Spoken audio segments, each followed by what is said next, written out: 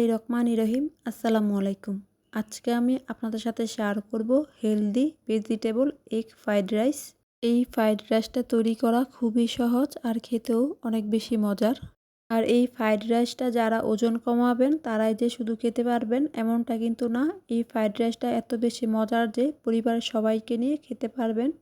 আর আমি যেহেতু ডায়েট করি আমাকে প্রতিদিনই ডায়েটের খাবারগুলো তৈরি করে খেতে হয়, তাই খুব সহজভাবে এই ফ্রাইড রাইসটা তৈরি করে দেখাবো। আশা করছি সবার কাছে ভালো লাগবে। তো চলুন দেখে নেওয়া যাক কীভাবে তৈরি করতে হয়। প্রথমে চুলায় একটা হাঁড়ি বসিয়ে পর্যাপ্ত পরিমাণের পানি গরম করে নিব। এবার এর মধ্যে দিয়ে দিব 1/4 কাপ লাল চাল। চালটাকে আমি আগেই খুব ভালো করে পানি দিয়ে ধুয়ে নিয়েছি। এবার এই পানির মধ্যে চালটা দিয়ে দিব। লাল চাল কেন খাবেন, লাল চালের উপকারিতা কী তা আপনারা ইউটিউব থেকে দেখে নেবেন। এবার চুলার আঁচ বাড়িয়ে দিয়ে চালটা সিদ্ধ করে নিব।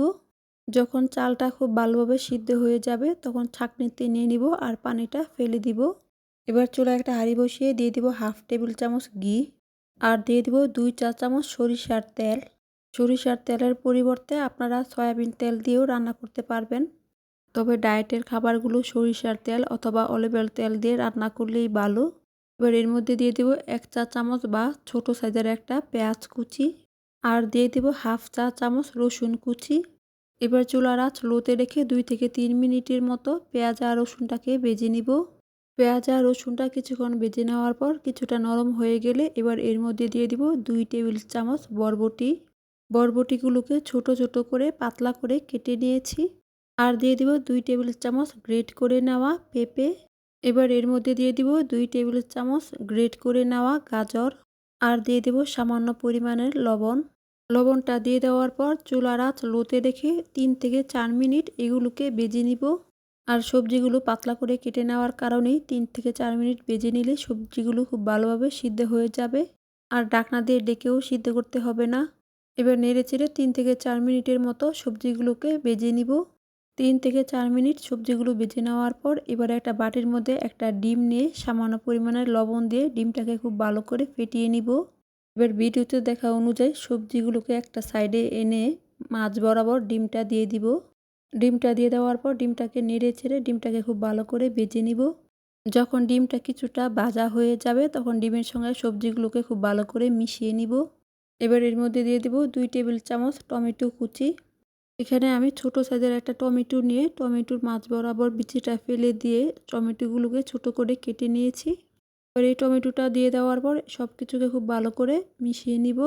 আর মিশিয়ে নেওয়া হয়ে গেলে এবার এর মধ্যে দিয়ে দিব আগে থেকে রান্না করে নেওয়া লাল চালের ভাত। এবার এর মধ্যে দিয়ে দিব 1/2 চা চামচ কালো গোলমরিচের গুঁড়া আর দিয়ে দিব 1 চা চামচ সয়া সস আর দিয়ে দিব স্বাদ মতো লবণ। আর লবণটা বুঝে দিবেন কারণ সয়া সসের মধ্যে লবণ থাকে। এবার লবণটা দিয়ে দেওয়ার পর চুলার আঁচ বাড়িয়ে সব কিছুকে খুব ভালো করে মিশিয়ে নিব। মিশিয়ে নেওয়া হয়ে গেলে এবার এর মধ্যে দিয়ে দিব 1/2 চা চামচ ঘি আর ঘিটা দিয়ে দেওয়ার পর আবারও সব কিছুকে খুব ভালো করে মিশিয়ে 1 থেকে 2 মিনিটের মতো রেখে ফ্রাইড রাইসটাকে চুলা থেকে নামিয়ে নিব। আর আপনারা আপনাদের পছন্দ অনুযায়ী যে কোনো সবজি দিয়েই এই ফ্রাইড রাইসটা তৈরি করতে পারবেন। আর দেখতেই পাচ্ছেন ফ্রাইড রাইসটা কতটা ঝরঝরে হয়েছে। এবার এই ফ্রাইড রাইসটা চুলা থেকে নামিয়ে নিব। চুলা থেকে নামিয়ে নেওয়ার পর আমি ফ্রাইড রাইসটাকে সার্ভিং প্লেটে নিয়েছি। আশা করছি আজকের এই ফ্রাইড রাইস রেসিপিটি আপনাদের কাছে ভালো লেগেছে। আর ভালো লাগলে ভিডিওতে একটা লাইক দিতে ভুলবেন না। আর ফ্রাইড রাইস রেসিপিটি দেখার পর বাসায় একবার হলেও তৈরি করবেন, আশা করছি সবার কাছেই ভালো লাগবে।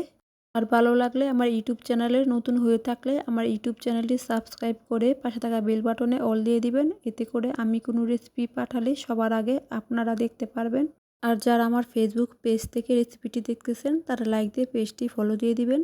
আর আমার রেসিপিগুলো আপনাদের কাছে ভালো লেগে থাকলে আপনাদের পরিবার ও বন্ধুদের সাথে শেয়ার করতে ভুলবেন না। আজকের মতো এতটুকুই। সবাই ভালো থাকবেন। আল্লাহ হাফেজ।